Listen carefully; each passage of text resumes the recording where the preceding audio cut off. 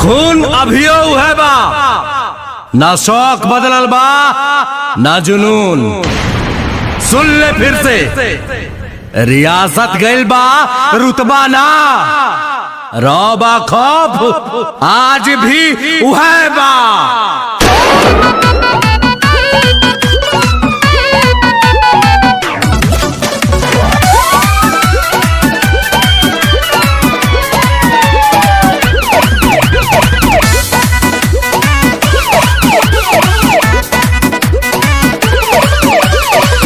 भोजपुरिया डरिला खाली बात से, साँझ खाती लड़ जाई केहू के दांत से।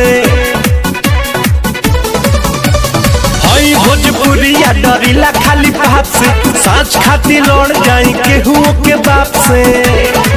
तो पीछे हटम न के तनो झमेल होई, आज जेल होई काल बेल होई, परसों से उहे खेल होई। आज जेल होई कल बेल होई, परसों से उहे खेल होई।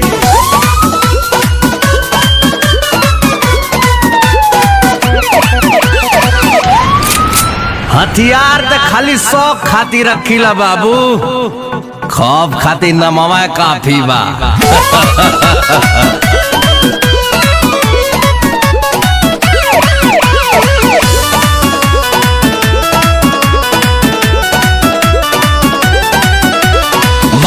पगरिया अमुहवा में पान बा, पिस्टल कमर में असीना उतान बा। इहे तो असली भोजपुरिया के पहचान बा।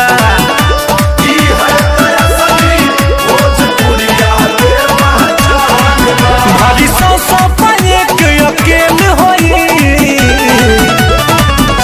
आज जेल होई काल बेल होई, परसों से उहे खेल होई। आज जेल होई कल बेल होई, परसों से उहे खेल होई।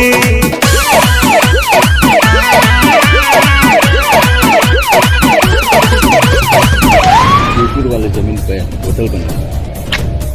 हाँ देवरंजीत जी, अच्छा आपके प्राइवेट स्कूल में गरीब बच्चा मुफ्त में पढ़िए ना हो सकला। हमारे दोस्ती का फायदा उठा लिया बाबू, कैसे कि हमारे दुश्मनी का नुकसान तू सह ना पैबा।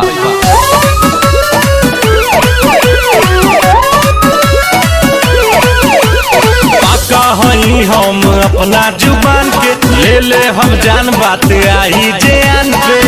करी ले न सही ले माटी के अपमान के,